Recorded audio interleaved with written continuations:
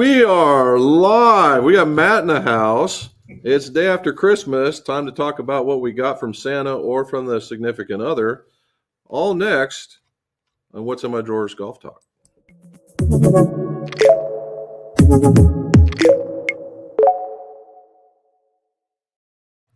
Welcome back to What's in My Drawers Golf Talk. Jim McCleary here. Why is it What's in My Drawers? Because old club makers and club fitters are tremendous pack rats, and it was about what was in the drawers in the shop.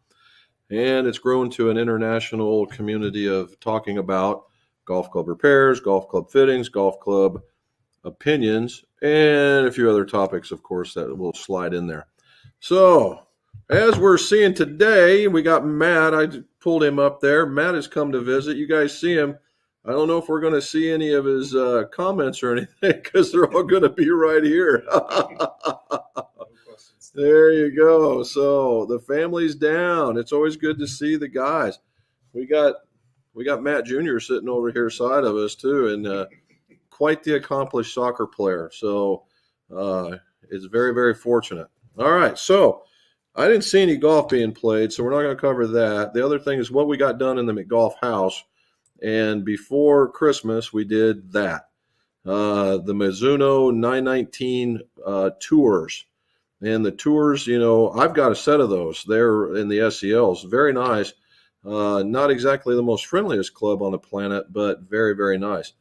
What we took out were some Modus. No, I'm sorry. We took out the 950 GH Neos, and we put in the regular 950s. And we took an R and we hard stepped it. So that means we're going up, right? We're going up. And so we're going up about a third of a flex. And then we messed around with the guy's wedges. But that was only after we put on some of the 360 tours. And then we got his Bettinardi wedges. Actually, no, those don't go with him. But we did those. And so what's going on is that I got a video out there about it's coast to coast. And what it is that one of these golf club repairs is from Oregon and the other golf club repair is from Delaware. And they both talk to having some wedges manipulated. All right. And those went with the Mizunos. You see them in the background over there. And I cleaned up the back end for him. And what we were looking for, he wanted to be able to open up the clubs just ever so slightly, so I didn't have to go crazy on it. And I like shining them up so they look pretty decent. So there's another look at it right there. The other set was the Mizuno 225s with some Acra 80 shafts, and you see the 2G grips.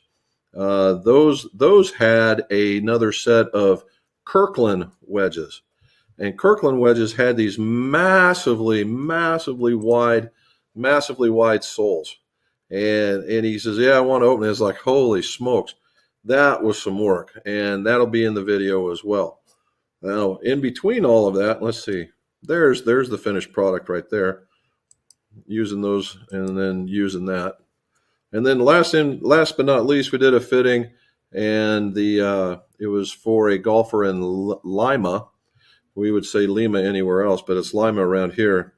And it was a set of Titleist T300s. Now, he said he couldn't hit them, and he couldn't. And he was an older guy, but had a really strong swing, and ended up the clubs were just too light. And when I put 120 Rs in it and just started striping it. He says, well, but the other part was he actually can close the club, which most people cannot do. Well, T300s have a lot of offset. And so it was funny, he was actually slicing clubs because he was holding them open. Yeah, he was holding it open. And once we got him to letting it go, now he was overcorrecting, and now he's seeing the left-hand side, and we got him something with less offset and just throwing it out there. Well, after a little bit of work with him, and he started throwing it out there, he actually started hitting the T300s pretty decent as well. And he's like, well, let's just reshaft those. So we did. And we basically got 2 test clubs for him. So there we are. All righty. So there's that. Now, I do have a picture Here's a picture. Remember when I showed you the orange golf shafts, right? The orange golf shafts with the Halloween pattern on them. So I didn't take anyway. They're sitting on the bench right now, waiting to be glued. All right, waiting to be glued. And I only had one fault. My one of my belt sanders, I have a rocker switch, and the rocker switch gave up the ghost. It just broke. After years of refixing it and oiling it and the whole 9 yards, it just stopped. And so I had to put a regular house switch in it in order for it to work well. And this is what I got, but that's not going to be end all cure all to it. Is that? And I mean, it works good. There's no arcing. There's no nothing going on. It just doesn't. It's gaudy, and I'm going to have to make something a little bit more streamlined so it's out of the way. All righty. So topics, and here's what Matt. We were just talking about it. I had a couple of fittings today, and Matt was like, he totally related already when we were talking about it. The first guy, we did a gap session, a lie and gap session. So what does that entail? Well, we get the golfer warmed up, and then we go from the wedge to the tallest iron or even the next hybrid, and we let them hit for distance, and then we will hit off of a lie board to get the lie angle, okay, and see what's going on. And he was, he was getting ready. He was a couple years from retirement, and he says, I just need to make these things work until I get my retirement set. I'm like, okay, retirement set. So how do we do these? He had some Callaway XRs. Nice set. I mean, it was a good set. And so what we found out was he's got a slightly flatter swing, and he was being penalized by hitting into the heel of the club, right? So when you hit into the heel of the club, although this is a driver, when you hit right here and you go like this, one of two things can happen depending on how you come into the club, whether it will do one of these or it will do one of those, right? And unfortunately, there's no one real way of making that happen. And he was slightly behind the ball, and it was causing him to open. That was his thing. He was in the heel with an open. I was like, not good. And so we flattened the club on him and started getting through the turf, and that gained him a little bit of distance because the quality of hit went up. And then we started talking about how he addresses the club. Now, some of you'll probably recognize this, but when you see somebody and what happens is that the shaft is doing straight here, what it does, it goes shaft straight down into the head, and literally your club head is doing this. You're adding loft when you do that. And when you do that, you're going to lose distance because you're using a weaker club. That's just what it is. And so we talked about just setting the club down and watching the shaft lean forward, right? And as the club is taller, the 5.4, 5.6, it's not as grand or as great as it is at the wedge, where it's a little bit further forward. And so I set him up like that. When it was all said and done, I had him a club and a half longer than when he came in, and he was down to groove. And I also tested him on the Jumbo Max grips. And as soon as I put the ultralight in it, it was it just got way better. So he's excited, and so are we. Next guy came in, and he's an older guy, plays the Am Tours, and he is in the 18 handicap group, and he's always slicing the ball. And he's a baseball player. And so we figured that one out. We got him a shorter club so that he could bring the bat around, right? That's always one of the best key for baseball players is that what your coach always used to tell you to do if you couldn't bring the bat to square. You got that sign and choke it up. So that was always good. And we got him there, and now he's fine in the middle. Now we needed him to hit the quality of hit better. And he was teeing it up a little too high, and he was finding himself, we got a driver for this one. He was getting himself in this neck of the woods. And that's where you get the flyers and the open. So I had him tee it down because he had a slight negative angle of attack. I had to tee it down. I had him hitting right here, and we went from a well, we gained him from what he was hitting normally after we did the shaft change and teed him down. We gained him. What was it? He went from almost 14 yards. And that's not magic or anything. That's just basically hitting the ball better. He did pick up, because he got so confident with it. He picked up swing speed. We got him up. He was in the high 70s, mid to high 70s, and we had him done. I had him in the mid 80s, and it was just from releasing and being more comfortable. That's all it was. Nothing too bad. So there it is. That's all it is. That's what we got for that. Matt, we get anything from Christmas? Golf wise? Yeah. No. No? Well, he was just telling me about playing. He was playing in 27-degree weather. It was 23 degrees. 23. Dude, oh my. Nothing golf wise. My car doesn't even get open at 23 degrees. Man, that's awesome. All right. Well, I got two things. And the first, I got them both here. So Mrs. McGolf has seen fit to let me try yet another rangefinder. This will be the third one that I have the ability to lose, and it's called an Eagle Eye. I've not taken it out yet. I don't know these guys, but it's got slope. It's got a little magnet. It's actually not a bad little setup, and it comes in this cool carrying case. And they had this jumbo thing here, or this bungee, and it just holds it so that if you were putting it through the belt on the bag on the cart, it would hold it there. I put that in there so if you wanted to drag it from hang it on the edge of the bag, I suppose. So Bob got one of these too, and so he has been instructed to not let me forget this when we're golfing together, because we've lost these things, or I've lost these. I've lost two of these. This is purely on me. Now the cool part about this thing is when you turn it on, it's got the red, right, instead of the black, and I like the red, and it's got the adjustable eyepiece, so you're in pretty good shape. So we're doing that. So we got that one. My other one that I like is this. For a Buckeye fan, this is great. But I got a set of those. Yeah, right? Check these out. Brand spanking, man. And look at and I'm a green nut. And get it out here. So I got another set of squares.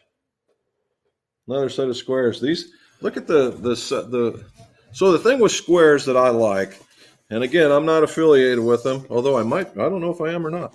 I don't think I am. Anyway, what it is that the bottoms are so big that they got a little bit of weight. You can't shift out of it, right? Your feet stay planted, and that's the science behind it. And they're not extraordinarily heavy. But man, oh man, and they're comfy, they're wide, and I like these. And the cool part is they call them squares because of the toe. And that's just what it is. And so I've got a black pair, and I've got a USA pair, and now I've got a green pair. Yep. And I don't think I'll be getting any golf shoes for a very long time. So, but hopefully we'll see what these are. And the funny part is, with each one of these purchases, I've got something different. So I got the shoe bag on this purchase. On the last purchase, I got some socks that fit completely wrong. The foot part is really good, but they go way up the ankle. I'm like, oh man. And on the last one, I got unlimited shoelaces and cleats. Oh, wow. Yeah. So, as long as the insoles stay good, I'll probably never have to worry about it again. Yeah. So we're in pretty good shape. All right. So here we go. Before we get started, like and subscribe, right? Like and subscribe. And that way more of this video gets out. The last one we did, that was a lot of fun. It went for about 2 hours, but it was a lot of fun. We had a good time with it, and it did reach out. It did reach out and get some people. All righty, so here we go to the very top. We got Not a Golfer. I hope here we go. Not a golfer. Hope everyone had a Merry Christmas. Looking forward to a great New Year. Me too.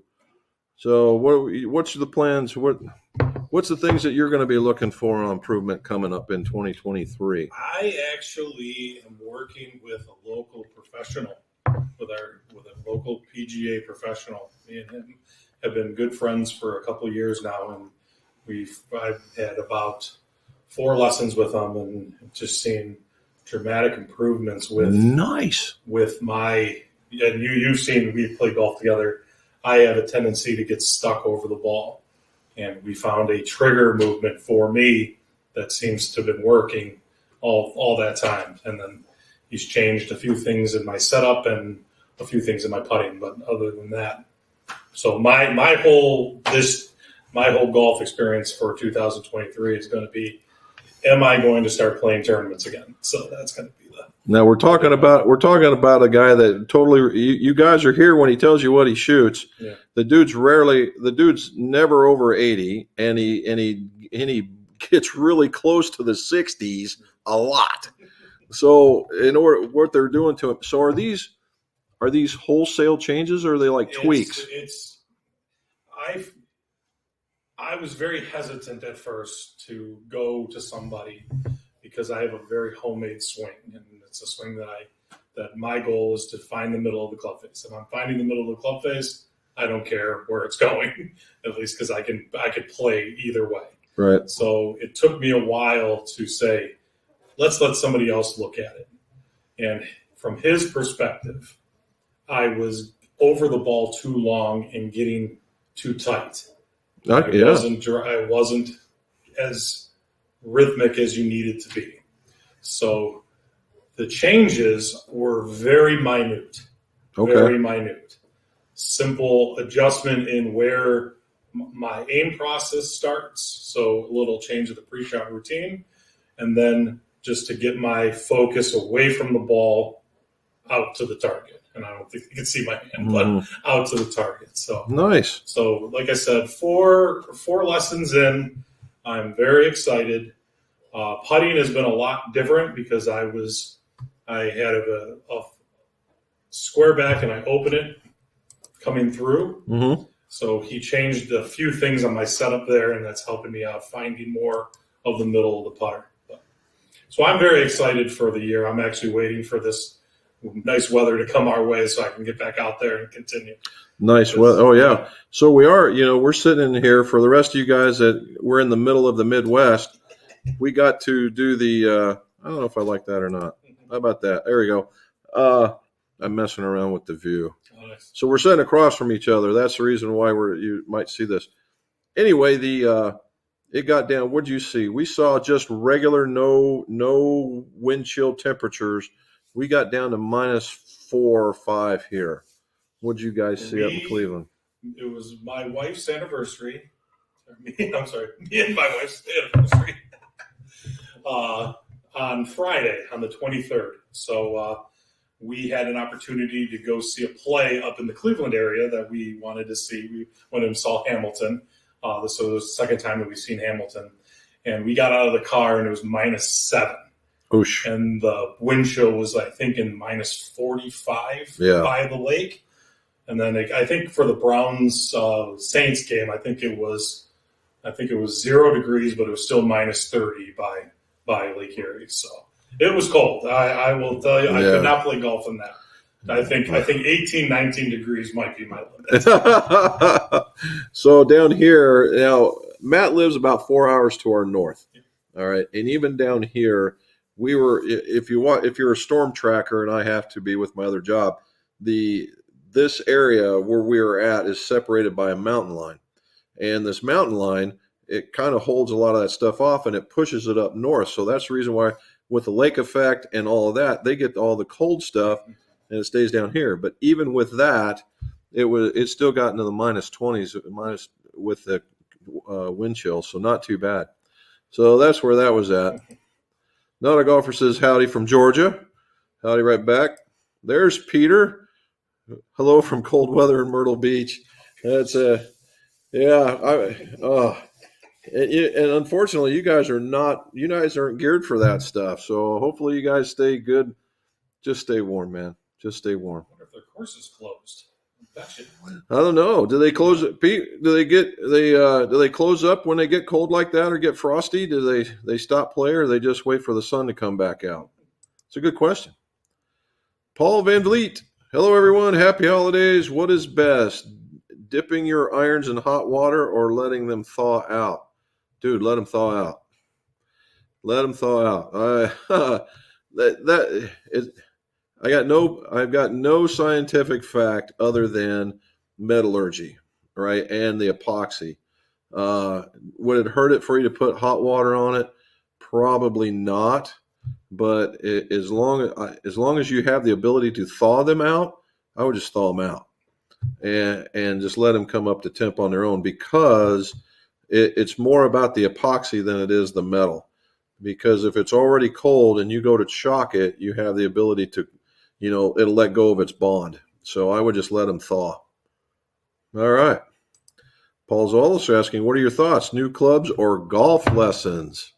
For me? No, he just in general. Okay. Now, Paul's been here. Paul's from Cincinnati. Yes. And he's had a knee operation or two, and he had the Wilson, the equivalent to the D9s. Okay. The offset, very strong clubs. And he was hitting them good when he was here, and was playing them until I don't know if he's still playing them, but and he plays in a league there. Yes. And so now it's time, right? And we're now do we get, so that's the question. Do we lessons or clubs? I think it depends on what level that you are currently at and what level you would like to get to. We all want to get better at the game. Everybody's trying to hit it further, make more putts, chip it closer, all of those different things. The lessons, as I'm experiencing myself, they're going to get you to that spot maybe faster, but you are still the same person or the same golfer with the lessons, without the lessons. So, and that was one of the things that I had to come to grips with, is that I have my swing. It's not like he's going to make me take it back further or something of that nature. He actually said that I was actually had a bigger shoulder turn than he did. Because I have a very, very short backswing, but my shoulder turn is exactly where he's at. And it's just one of those things. It was kind of very interesting to get that dynamic from him. So to answer the question, obviously you need to be fit for your clubs. That's first and foremost, because you want to do everything naturally. And then once you are trying to set that goal, the plan to achieve that goal needs to be having those conversations with those people that know what they're talking about. There you go. I'd agree. I actually agree. And if you're a beginning golfer, again, we're talking about where you're at in your stages. If you're truly a beginning golfer, beyond no shadow of doubt, go get a lesson, right? Go learn the basics, learn the stance, the posture, the grips, all that stuff. Learn all that stuff, and just go out and play and have some good times. And then when you figure out you played enough, it might be, if you play a lot, it might be 6 months. If you play a little bit, it might be a year. And then go get fit, because now your swing tendencies are going to show up. Because Matt's got different tendencies than I do, than Paul's got, and to figure that out, and then let the scores go low the following year. That's the way I do it. The same thing too. One other thing to add on that is, and this is from my experiences, body type is a huge, huge, huge factor in how not only the average player plays, but the best professionals in the world. The comparisons, like you see Jack Nicklaus, obviously everybody's seen Jack Nicklaus's swing, and Raymond Floyd's swing. It's a whole different ball game because of arm length, shoe size, leg length. It's amazing on how each of those individualistic characteristics come out in everybody's golf swing. And their ball striking, they're both world class. Yes. Obviously, Jack's got a little bit on basically everybody, but I mean, they're both world class guys. Yes. All right. Amazing. We're rolling it. Let's see. Charles Bartholomew. Nice. It says, got out today, high of 33, no wind, not bad, 44 on the front, 40 on the back. Firm fairways and greens, bounce, bounce, bounce. It was nice to get out. So tell him. So Matt was telling me about golfing at 23 degrees. So tell him how you were playing this. This is something else. So I have a local course that I am. You would consider to be a member at. It's a 2-year membership that you can buy. You're still paying for your greens fees and all that, but this course allows you to play in a lot of different weather. They don't worry about frost or anything of that nature like that. But this course has huge greens. So if you ever want to get your greens in regulation, that's the course to go to. Oh, okay. If you hit it, you can aim for the middle of the green. Even if you push it or pull it 10 yards either way, you're going to be almost the same. You're putting. Yeah, you're putting. So it's a very interesting lag course. That's why I love it. That's one of the courses I grew up on. And becoming a good lag putter is because of the green. So I played last Wednesday, and it was 23 degrees when I teed off. And there was still some, I wouldn't call it snow. I would call it like broken ice. It really wasn't snow because everything was green from the grass. Everything was frozen, obviously, but I had to shoot the number, figure out what that was closer, and it ended up being, if I shot the number, it was 1 club higher because of the cold. And I was trying to land it to the front of the green, just into the sides. If I hit the green, it was going to bounce over because it was frozen. So I landed just short. It was going to trickle on. I think I did it 5 out of the 9 holes that I played. I hit it to the exact spot that I wanted, and it trickled on. So the statement he makes that catches my attention is he says, well, as I hit the edge of the green, if it hits the snow. If it hits the broken ice. It stops. Let's say that. And if it doesn't, it bounces on. Yes. Dude, if there's any way I'm hitting into the snow, I'm not playing. Broken ice is probably the better. Oh, my goodness gracious. All right. So Charles asked Paul, dipping your irons in hot water, did you leave them outside? Paul says it's in the car because he's always prepared. Good deal. Take mine out. I took mine out before. It got really cold. Here's Dave Curl, LEG Limited Edition Golf. Hey, Jim and Robin, hope you had a Merry Christmas. Same to you, sir. Still chilly in Swindon. I hope that's saying right. Swindon, UK. Have a Happy New Year. Well, I think we will, because just like Matt is experiencing his and his wife's anniversary, mine is coming up New Year's Eve, and it will be number 40. So I've been a lucky man that long. All righty. Charles says, had to use a screwdriver to make a hole for the tee ground. It was so firm the tees would not go in. That's called being very initiative right there, bud. I actually found a new way of doing this because I always had the same problem. If you take your shoe and take the spike or take your soft spikes and just rub the grass into it, I didn't have a problem getting the tee in after doing that. Just go in there, and I don't want to say like you're burrowing. Just make a little X. You can see my finger. No, okay. Yeah, with your foot wherever you can tee it off at, and it warms the grass up just a little bit. Very good. David Jones, Jim and Robin, and Happy New Year. Same to you, sir. Hopefully you're enjoying the clubs, although you're probably not. He's in Pittsburgh. So, yeah, he's oh, my God. Yeah, he's no warmer or colder than we are. And there's Robin talking to not a golfer, a.k.a. Joey. RSGEE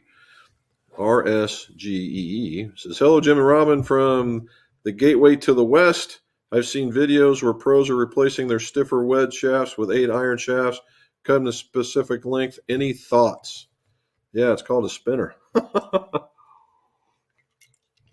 So what's happened, RS? So what that is that Rifle Shaft came up with that idea years and years and years ago. And what they would do is you would take, let's just say you were an S-flex.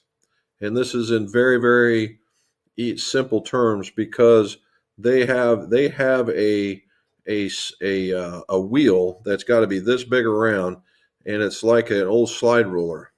All right, and it's an old slide rule, and there it has all these things going on, and you're moving this thing 4 or 5 times to get this is what you want.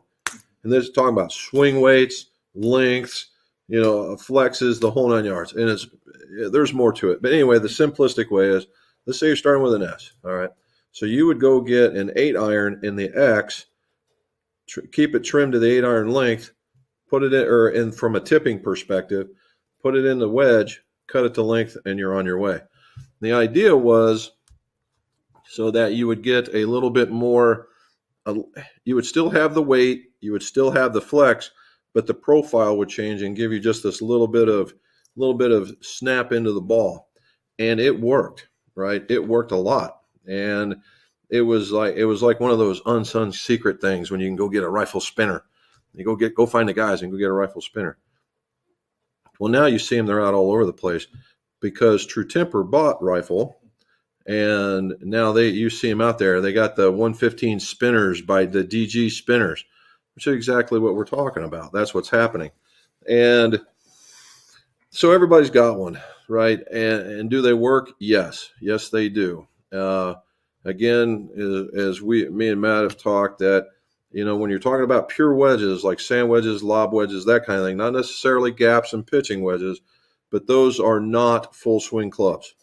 They are very finesse-y like clubs. So a 3/4, a half, a quarter, all those different kinds, because they're finesse clubs. You got to be kind of creative, shall we say. And that particular layout of a spinner can help you get there. And that's what's for. So yeah, I am totally there. All right. Charles says, hello, Jim, Robin, and Matt. All right. Pleasure to be here. Yeah, beautiful looking wedges. I did like them. Those I had to show you. Matt can't see the picture of them. I took some Bentonardi wedges. Ooh. And they're so on the fin of the wedge, it has the honeycomb pattern on the back. Okay. And then on the sole, it has the lines, much like the TaylorMade's got. And so I took it off, and then I shined them up. So you got all these lines going into this solid, looks like chrome. And, yeah, they turned out pretty nice. I really like them. All right. Ben Flowers, any chance Santa brought a new 4-legged baby? No. It's funny that Mrs. McGough and I, after Aaron left, we were like, we talked about it pretty hard, and we decided to stay away from the dog for a while so we could travel without having the responsibility of having somebody watch it or kenneling it or something like that. But it doesn't stop us from looking at the local rescue shelters on the internet and things like that, and getting all that. So we are.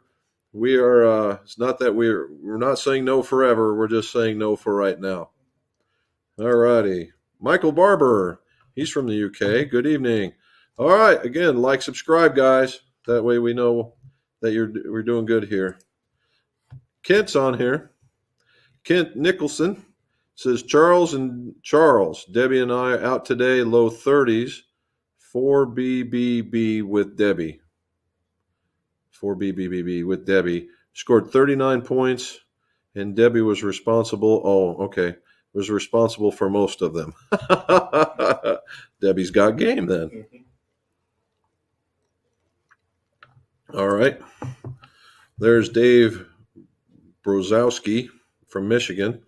He's under, he's cold. He's got so did you see the thing in, where was it? Buffalo? How much snow that they got? That is ridiculous. Who gets that kind of snow? They're in the wrong spot. Good night, man. How would you like to wake up in the snow taller than you? That's just outrageous. All right. Camp living. Here we go.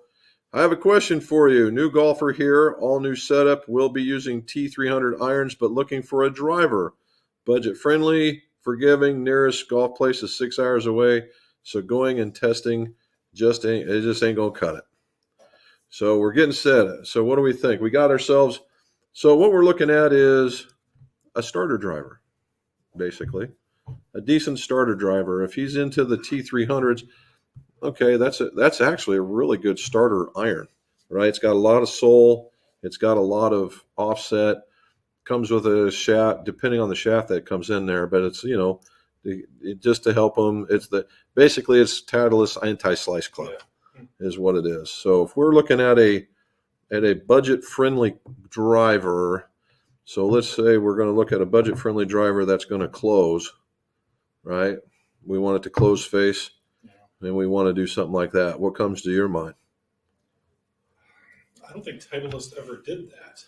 I don't think so either. Yeah, but they now have. Yeah. But they've got the TSI. They got that TS or TSI.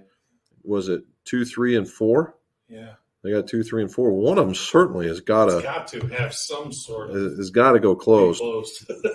But we're looking at. Look into something from, especially if being budget friendly, something 2 or 3 years, maybe like that, and. Yep. To look, but make sure you're looking for those anti-slice that draw, or where the club face is pointing left when you're adjusting it. So Camp Living. Here's what we would look at. So budget friendly type stuff right now is you're in the sweet spot of finding good deals, right? Because the new equipment's coming in. It's going to be here in January, February timeframe. So all the stuff that was around that hit its 2-year life cycle at the end of 22 is going to be on sale come January. And that's probably where you're going to want to look. Now, everybody makes a pretty good driver, right? Everybody does. The top 3, Callaway makes a really good driver. I'm kind of biased, you can see back here, but I believe that if they're not the number 1 driver, they're very close to it. Ping is another good driver, right? The other one, I like the Titleist is a pretty nice driver. I have no bones about recommending a Mizuno driver. I think that it's a little flatter, so if you're more of an upright swinger, then maybe not so much. But if you're just, you got a pretty decent plane that you're throwing it to, then that one could be it. Now, depending on your swing speed, if your driver's swing speed's around that 80 mile an hour and below, what I call simple drivers, like the Wilson D9, or even, I would even say so much as the Strixon lines, that they will actually perform better. All right, because they're. Cleveland made one too, right? Yep, Cleveland, we got one. Yeah. The Halo, was it Halo or something like that? Those guys would be in there. So I would look at, well, we're still in 22, but when you come to January, look at 2022, watch the thing, look for keywords of something like draw bias. Mm-hmm. That might mean something that the face is slightly closed, or you might have a sliding weight that allows you to adjust it to get yourself there, and then have it just for the sake of getting started, keep it in the same flex as your irons, and then be prepared to choke down, because unless you're like Matt kind of tall, you're going to be in something shorter than standard, right? Because the tour average is 44.5, 44.75, and they make them 45.5. Yeah. So choking down a little bit should be a norm, all right? But that's what I would go with, and just see what's going on with them. All righty, Robin's answering. No. And Charles said he did manage a birdie today out of those 40 and 44s. All righty. I did not have one. I had one bogey. 8 pars and 1 bogey. All right, Camp Living's back. He's narrowed it down to one he can afford. The PXG 211, the 311 Cleveland launcher, which we talked about that. Mm-hmm. The Tour Edge E722. He says he thinks he likes the Tour Edge of the PXG over the Cleveland, but open. Is it worth $200 for the likes of Titleist? All right, so again, like we were talking about Camp Living, we were talking about drivers. This was the same one? This was right. The same. Yeah. Okay. So you're typically, there's these strata of driver makers, all right? And the PXG, the Cleveland Launcher, the Tour Edge are all in one strata. And they're good clubs. Don't get me wrong. They're good clubs. But the next strata up would be like the Callaways. Oh yeah, I'm super. Yeah, all the stuff you see on TV, the Pings, even the TaylorMades, all that stuff are up there, and this is the next one. However, there's nothing wrong with the Tour Edge, and there certainly isn't anything wrong. Well, there's nothing wrong with all three of them. If I had my, for a beginning golfer, if I had my druthers, I would either be looking at the Tour Edge or the Cleveland. All right, the PXG is a great club, but the 211, in my opinion, has seen its day. They're out there and they're inexpensive because of what Parsons is doing for first responders and stuff like that. But they're already 2 generations of golf clubs better now. And if he wanted to do that, he would go back one and do the same thing with those guys. And because the next generation was markedly better than the 211. Mm-hmm.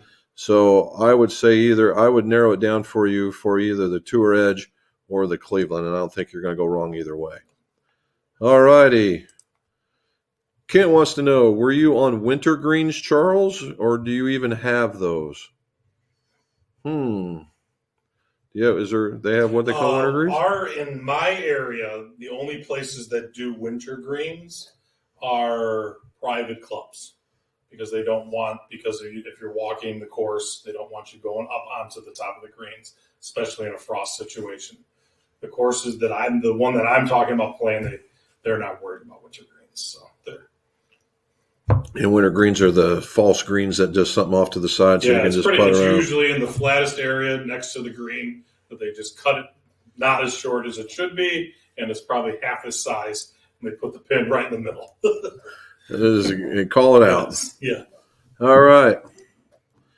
Dave Brozowski says, hey, Jim, golf buddy, got a 35-inch putter for Christmas. He wants me to cut it down to 33 inches. I told him that is not a good idea for weight-wise. Are you correct? Well, Dave, you're right on the fact that it will change the weight, but if 33 inches is a much better length for your buddy, then I don't see any problem with it. Yes, it's going to get a little bit lighter swing weight, but we're talking about a putter, right? We're talking about a putter, and it's the swing weight part really doesn't come into play that much. And if he wants, he can do one of two things. You can do the back weighting like we did in that last video, which got tons of views I couldn't believe it. It just went nutty.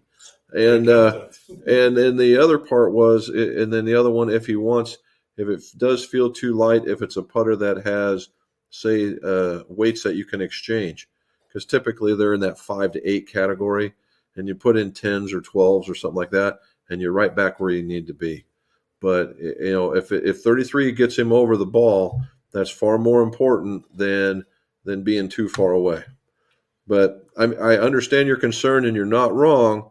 But from a guy that's golfing, unless he's okay with choking down 2 inches and his hands aren't grabbing the putter shaft, then I'd let him have at it.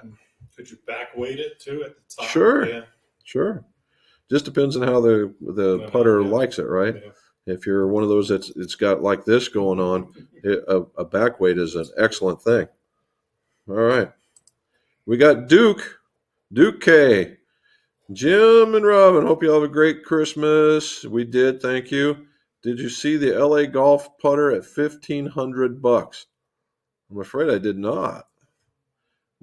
Is it on the LA Golf? Have you seen that? I have not seen the putter, but like I was telling Jim before we started, LA Golf must be throwing a lot of money into promotions, because it's all you see when you're watching golf content on television right now is LA Golf with their shafts and all that. But their putters are, I know the Bryson, where they're trying to get it on the same angle as the forearms. Oh, okay. Yeah, and they're trying to make their putter shafts stiffer, I believe. Holy smokes! I don't know how you could do that. I don't know that stuff they got. Now, I have seen the putter shafts, the LA putter shafts. Mark Denenberger comes down, and he just pounds the ball, and young and strong, all that stuff, and just kills it. And I put 2 of those into 2 different putters, and it's amazing the difference that you get from that. And it is stiff, but it's heavy, and it gives the putter a different feel. He comes to me with the craziest putters. this one called a Crew putter. It's from around either Indiana or here, KREW, and it's a special milled putter. And I got to tell you, it felt pretty good. And but it's a boutique putter, and we've been them all to the same and stuff. But the $1,500 putter, wahoo! Does it make 40-foot putts? Does your percentage go up? I mean, I don't know. It's 6 feet. That's a big one. That's a heck of a bill to swallow for a putter. I mean, they're already at $400 or $500 now. $300 to $500. Pardon me, depending on where you're at. Machinist mates Charles says machinist mates can fix anything. Yes, we can. All righty. Not a golfer, i.e. Joey, says, hey, Matt. How are you? All right, here we go. Joseph Freets. There we go. Says, Merry Christmas, gents. Any recommendations for a new 7-wood for the new year?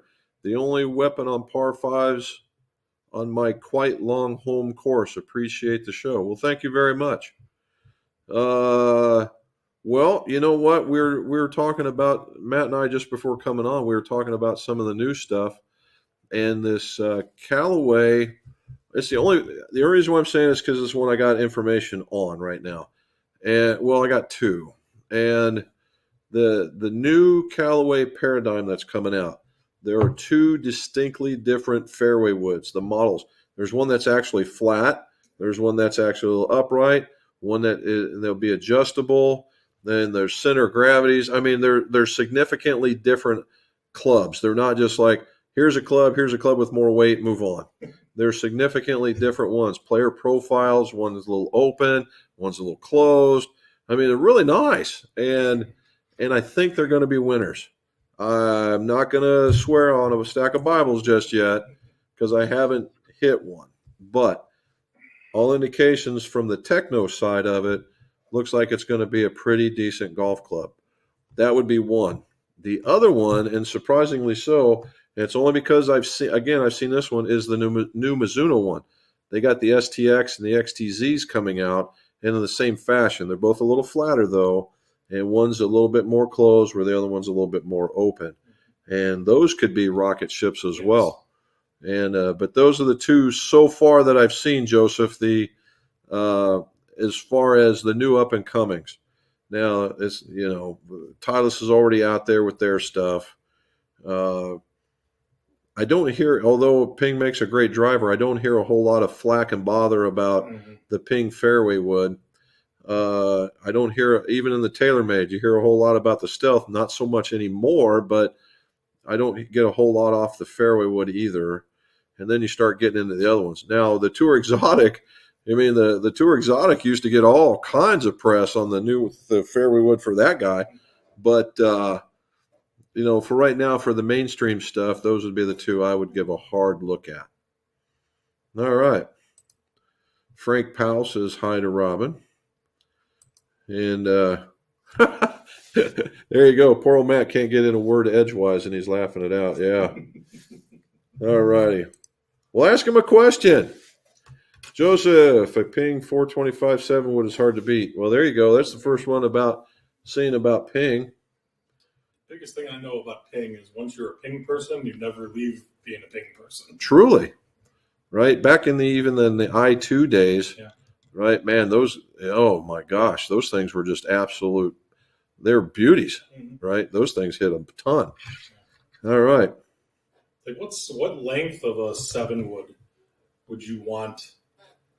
Like would rather have it? That was one of the questions that I would have asked is, would you have wanted to have it as a replacement? Like if you had a 3 hybrid or even a 3 iron or whatever, do you want it a little shorter? Do you want it to get it more playable, to get it a little higher? Well, what you normally see, of course, all in the woods, they're already running long, right? So the driver at 45.5, we've already discussed, is too long. Sometimes what happens is that the 3-wood becomes 43.5, and that's too long. Yeah, that's what we had in mind. Right. So 43. And then that falls down into 42 for the 5, 41 for the 7. If you had a 9, right, you could go down that. But what you're seeing now is 43.5, 42.5, and then 42, right? They'd only go down a half of an inch. In the day, there was 1-inch steps, and it was based on the head weight. And the head weights haven't changed that I'm aware of. And all it is for that one shot that you hit, and it just bombs. And we remember that one, but we don't remember all the other crappy ones that we hit. So, but the 7 wood, I'd say, standard issue, if you're not extraordinarily tall or extraordinarily short, 41 inches. Yeah. Now, again, the cool thing about the 7 wood is typically more upright. When you get to it, it's already more upright than, say, a 3 or a 5. And that's the reason why a lot of people hit them so well. All righty. Phil K is checking in from Austin. Austin. All right. They're probably doing a little bit better than us. All right. Watching from here's Dean Anderson. He's watching from a frozen Eureka, Illinois. So what's word? So are you getting the same lake effect that Illinois gets? It all depends for us. Now, where we live, we're south of downtown Cleveland. Okay. So just south. So if you go, we're right smack in the middle. So where you hear the word lake effect for us is on the eastern side, and that's the time where the front goes over the lake more. So if you live on the western side, you don't get a lot of lake effect. The east side of Cleveland is the one that gets lake effect. So when you're looking, and that's why Buffalo gets it a lot, because it's directly right there, on it, right. And it's going along the entire. I believe that's on Lake Ontario. But so little geography lesson for us. Yeah. There you go. Yeah. Jack King is another one. Good afternoon, but cold and warming from Lombard, Illinois. He's a Lombard guy. Yeah, but Illinois is weird because their lake effect is all north of them. And then obviously south, the southern part of it. I was stationed up there. Like around here. I was stationed up there. It was in Waukegan. Okay. And it's just it's the last town before hitting Wisconsin. And holy smokes. We were there. We had, of course, we were E-nothings, and we're just newly married, and it's steam pipe heating, and it froze the steam pipe. And we called the guy, and we called, hey, look, man, our stuff's, and he shows up with this blowtorch, and you hear this ding, ding, ding, ding, ding, bang! And I was like, oh, and but he thought it out, and we got our warmth back, so that was the most important thing. Oh yeah, it was awful. So yeah, so so when you're talking about these lessons that you got, are you seeing, because the contact is important to you? Yes. Are you seeing or feeling that this contact is getting better, or is he giving you numbers? Does he put you on a launch monitor to tell you that? Nothing with the launch monitor. It was done outside, so we were assessing a lot of different stuff, and then most of it was course management stuff. The last two were course management stuff. Short game, a new way to chip the ball for me, which I always use the sand wedge, and we've talked about that a few times. Where I would be the person that would put the sand wedge in the back of my stance and the front of my stance if I needed it higher or lower. Why not take a 9-iron? So that's what I've been playing with. Okay. And a 9-iron with the heel up and doing a little putting stroke that way. So, but I've noticed that my ball striking, the ball is getting a little bit more solid. So it's going higher, especially with the hybrids. And the thought process was that I'm not as tense. So I'm allowing the club to go back and allowing it to go through with not it being as tense. So, like I said, it's only 4 in. I know, but you went through with Alaska. It's not going to change you.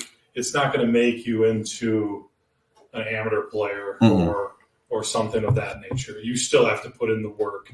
You still have to go through. My whole thought is I want to be more accountable with my golf. and that's my word for 2023. Accountable. Yeah, That's a good word. yeah. It's a real good word, as a matter of fact. All right.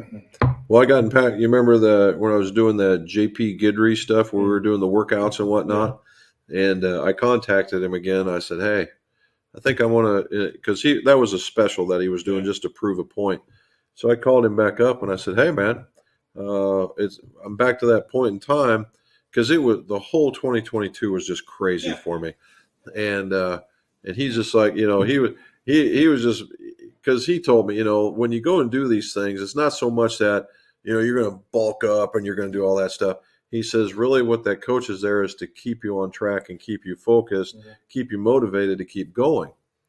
And I agree with that because, he lays out the plan in front of you. You just got to execute it. And he's good. He's a good man. He really is. But man, oh man, there's little flexibility in that. Well, what do you mean you can't go get there and you can't get on that? You sure you can't do a little bit of this at the end of the day instead of the beginning of the day? Or would it be okay to get up an hour earlier? He's just all he's trying to do is get me to go do it. Yeah. Right. And I said, okay. I said, the chaos in the life has gotten to an acceptable level now. And I said, now it's time for me to invest in making this happen. So we're going to do some changes there. That'll be fun. Yeah. Get it back. So that'll be good. Accountable. All right. There's my sister, Elizabeth. She's hello from Wisconsin. Just got an Oculus 2. Do you know what an Oculus 2 is? No clue. It has a golf game to help practice inside in the winter. So my niece, her daughter, it's one of those. VR? Okay. Yeah. So apparently my niece is quite the accomplished softball player. Okay. And she's getting into she's getting ready to start high school. And she's quite the accomplished softball player. And they up there, they have in high school, they have they have the regular public school. Yeah. And then they have these specific schools, like one focuses on technology, IT and technology, and one focuses on like leadership and military, and another one. And they have the same district? All in the same district, but it's a limited class size. Okay. There's a very strict qualification. And when they get to a certain amount, they throw everybody else into this lottery and pick names out of a hat, and they all get to go to this thing. And it's pretty impressive. And she got picked to go to the one for the technology where they do stuff where they make the machines make stuff. Okay. Right. And but they don't have a softball team. Can she play for the high school She team? can play somewhere else. Yeah. And so that'll be because she keeps them busy. Now the nephew is apparently he's a pretty decent lacrosse player, and there's not much to call for lacrosse down here, but up there it's a deal, right? It's a little big. It's a little bit of a thing. And he's looking at the same thing. So good for him. All right, Brendan Brown. He's from Ireland. Says, hello, Robin, Jim, and Matt. They like to know there. Golfing tomorrow. Haven't hit a ball in 4 weeks with the weather. Christmas outing, a few beers, and a bit of crack. Crack is Ireland for fun. Yes, stretch. Yeah. Stretch tonight, stretch tomorrow, stretch before you go, stretch while you're playing golf, and stretch when you're done. Brendan is the guy that's got the Strixon clubs. He's got his logo picture. Okay. He's standing there with the guy that won the Open when it was in Ireland. Oh, with Shane Lowry? Yes, Shane. Okay. And they're standing there, and that's pretty cool. Yeah. That's pretty cool. Yeah, but Brendan's stretch. That's what it's going to be. Yep. There it is. Past My Prime is on. It says, cold in central Illinois, 21, but feels like a heat wave compared to last week. Mm-hmm. Yes. And we were out there. We were just talking about that in my other job. I got called in yesterday because of broken pipes and stuff. And, they were working on a minimal crew, and just so happened it was at a building that I knew quite a bit about. And so it was just easier to go in, get the guys going in the right direction. Let's make it isolated so we can survive the weekend. And the guys did really, really good. For what it was, they did really, really good. And then I thawed out for about 2 hours after that. It was cold. Are you a shower after you get home to warm you up, or? Nah, I just thaw out. Okay. I just thaw out. I've done it for Put so the long. blanket on top of you? Yeah, Okay. a couple blankets and let the warmth happen, Yeah. man. And get her going. And my sister wants to know, is he in the shop too? Yes, he is. I'm looking right across from him. He's like 3 foot from me. Yes. He's on the other side. Here we go. Dean Anderson. He's watching from the frozen Eureka, Illinois. Hello, everyone. Wanting to come over to do a fitting. Do you do a whole bag fitting in one day? Yes. Yes, I can. You're going to be here 3.5, 4 hours, and get ready. Stretch. Stretch. Do I recommend breaking it up? The answer is yes. If you really, really want a quality fitting, best situation kind of thing. So for what I would recommend, Dean, is depending on how long it takes you to get down from here, it's normally about a good 6 to 8 hours. And what I would do is I would suggest coming in the afternoon, getting the iron and the putter done, staying overnight, coming over early, and then it will open up early, and coming over and getting the driver done, making your decision, and then you take off, and then that way you're back home at a decent hour. Because if you come down here and you do 4 hours, I guarantee you're not going to make it home. You're going to be wore out. So might as well be smart about it and do it in that direction. There's a nice little inexpensive hotel just down the road, and has a pool and a sauna, and you'd be fine.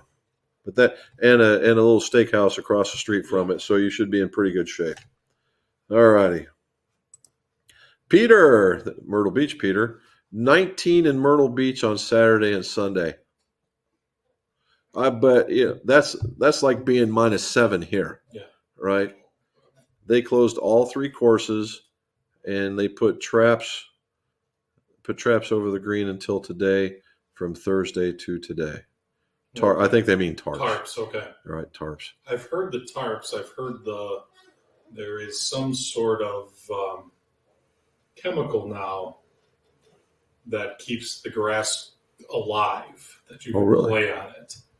I can't remember what the name of the chemical was, but when I was trying to play at my local municipal course, that I had to wait, and this was when it was still in the 40s. I had to wait, and they said they need to put this down just in case it gets colder tomorrow or whatever. So I know I've told you the story. When we're talking, every time we talk to snow, my mind goes back to the story. We lived in Iowa, and we lived in Cedar Rapids, Iowa, before moving here. And the very last day that we left, it was in the winter time frame. And we lived a block off of a golf course called St. Andrews. Nice little muni. It was really nice laid out. And the main road that when we left our little suburb, that you drive through it, and it would split. The golf course was split by the road. There's 3 holes over here, and you drove underneath it and you go back. And it was snowing, flakes like that big around. And I'm just driving. We got the kids in the car. We're going to Ohio. And I look over, and there's 4 guys standing on the green with toboggans on, so these big puffer jackets, and they're putting. And I'm just watching it, and the snow's coming down. And you can see the track where the ball was being putted. And I'm like, you go, you the man. You the man. I ain't never going to do it, but you the man. Yeah, it was pretty good. All right, Redemption Custom Clubs. He's actually in Indiana. He's saying hello. Peter's back on Friday. Besides the cold of 20, we had winds between 30 and 60 mile per hour, 59 miles per hour. Yeah, we had the very strong winds from. It was Thursday night. Yeah, because my wife's sister flew in. She lives in Goodyear, Arizona, and she flew in for the holidays. And she got in Thursday night. Did you talk about that? What? Hit 30,000. No, we did not. Oh, okay. I thought you were telling me it's 6:30. We're already past that. All righty. So this whole thing with the chip, and you said the thing with the chipping with a 9-iron Yes. instead of the sand wedge. Yes. Now, keep in mind, I've watched him chip with a sand wedge. The dude's lethal. Okay, the dude is absolutely lethal. But what's different with chipping with a 9-iron versus chipping with a sand wedge? So the thought process behind this, because I asked the same question, I said I've done so many tests when I go out. I practice my short game more than I practice anything in the game. So I'll go and chip 4 or 5 balls, and I would go and choose a 3 hybrid, a 4 hybrid, a 7-iron, an 8-iron, a sand wedge, and I would see which one am I going to get closer to the hole in this exact shot. And at every single one, it always came back as the sand wedge. Didn't matter if it was the close flag, the medium flag, or the one further away. So in this lesson, why are you making it so hard on yourself? Because if you hit a sand wedge and you hit it perfect, you don't know when that spin is going to hit. I'm not that refined in my technique that I can go, okay, it's going to hit 1, 2, and stop every single time. 1, 2 might roll out, 1, 2 stop. Sometimes it might stop on the first one. So the thought process is have a secondary shot. So let's say you're pulling up to a green and you're like, you got to chip the ball, but you can't see the chip yet. You grab your sand wedge, you grab your 9-iron, you grab your putter. You take it over, and then you pick which one of those. So that's the whole philosophy. And I've actually found in the last 2 or 3 times that I've played, I've gravitated more to the 9s. Surprisingly, I don't know if that's just me wanting to learn how to do it, but.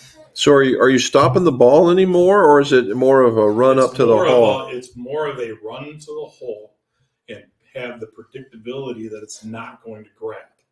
That's the thought process. Okay. That it's going to hit and run out. That's kind of like the old school where you grab the 7-iron or the 8-iron and do the same thing instead.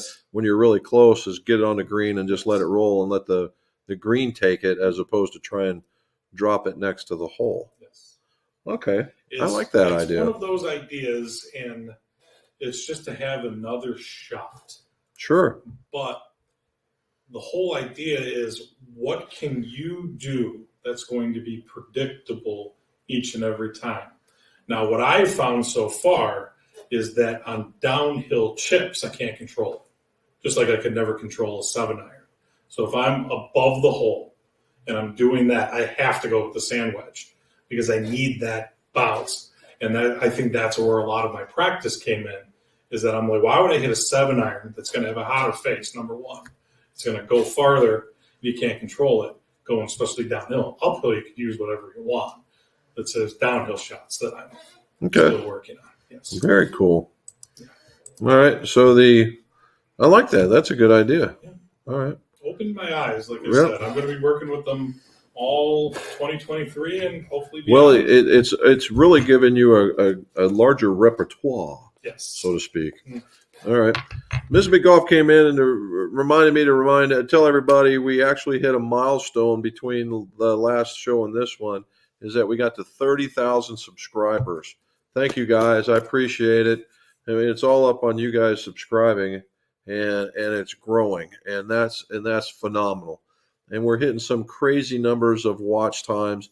It's just I am totally thankful for that, and you guys are doing it. I appreciate it very much. All righty. So Travis has got a question for you. Travis K. Okay. Remember Travis K? Says, what shaft is in your driver? Ventus was the number one seller for me this year. The shaft in my driver, I play all Wishon clubs other than my putter. I have an Odyssey putter. Everything built by Jim over here. I have an Acra. I believe it is a Tour I. Mm-hmm. It is 65 grams. It's the one with the bottom part with the little braided on it. Yeah, with the branding on it with that. So I believe it's 45 and a half. Yep. Yeah, something of that, and flat. We got it 2 degrees flat. And that's the number one reason why we went with Sean. Because I could bend it. Yes.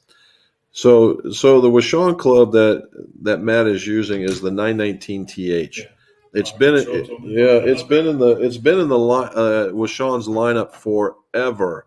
And why is it in it? Why is it in there? Is because it works, right? Right there. Yep, you're right in the middle of the screen. It couldn't be more perfect.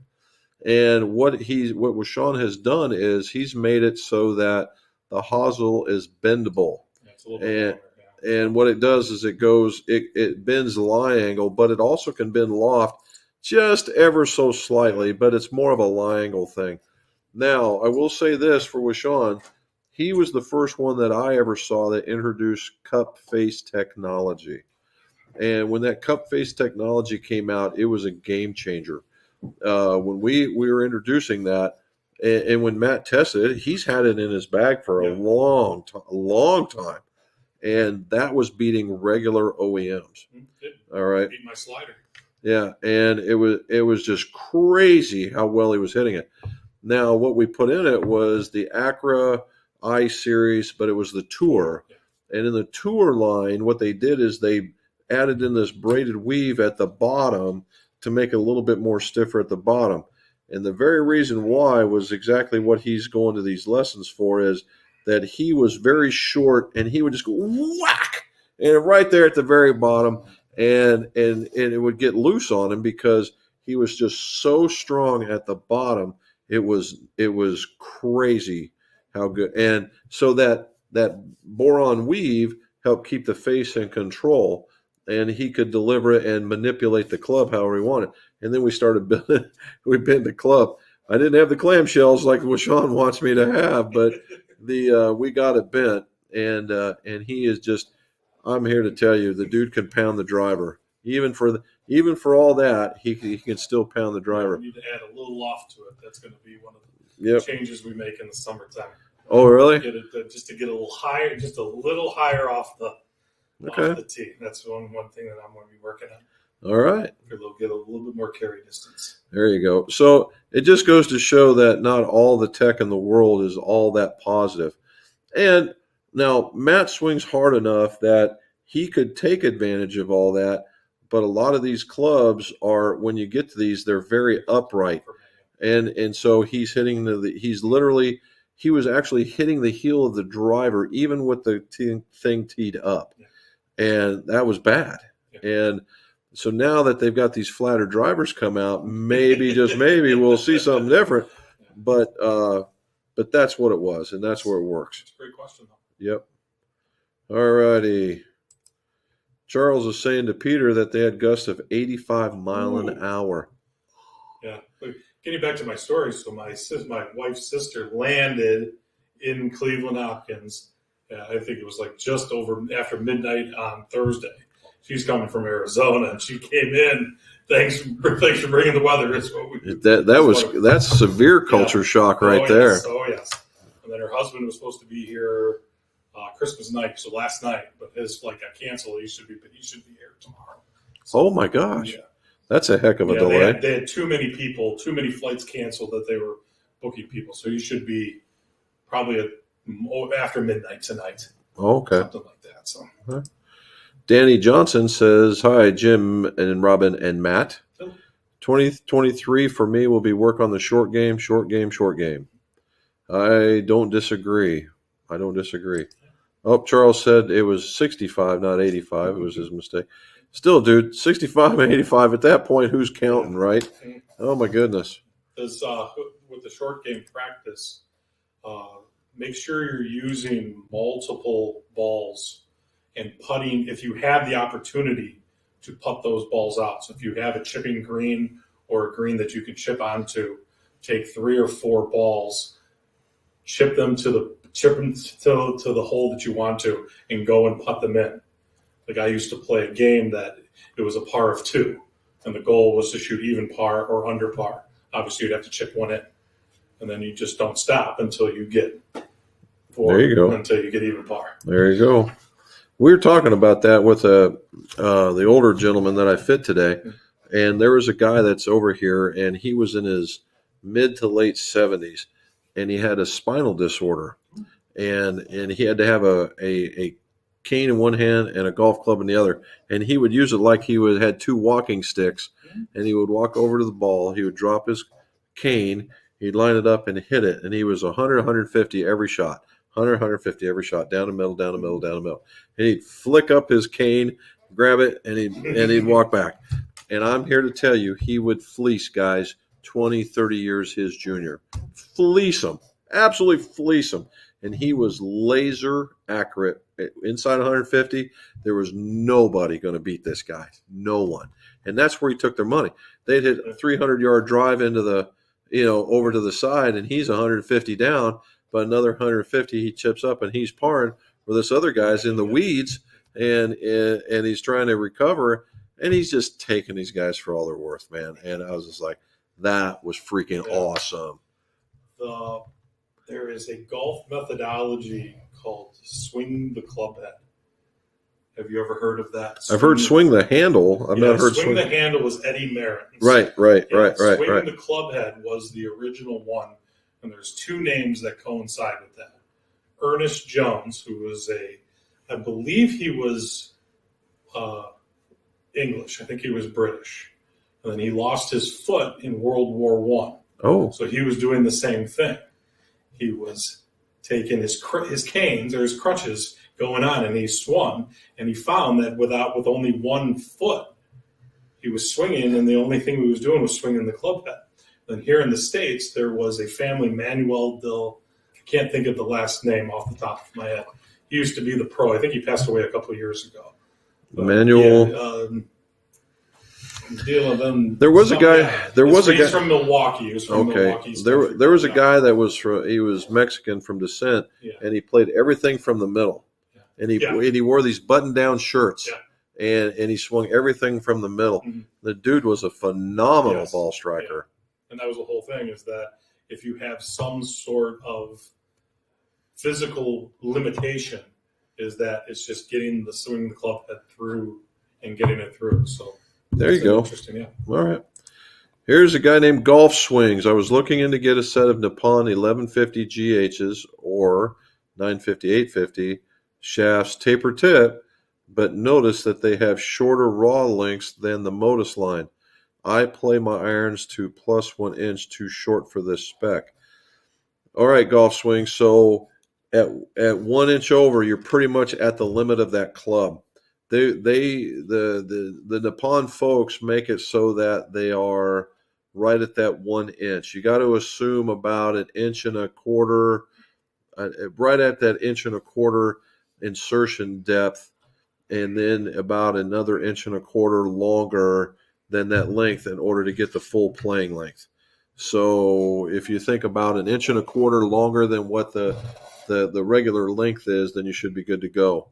Now, the other part is if, again, you still need that inch longer, what you could do is go up the next flex and then soft step it down. And then you get all that extra length again. You get it all right back to where you want to go.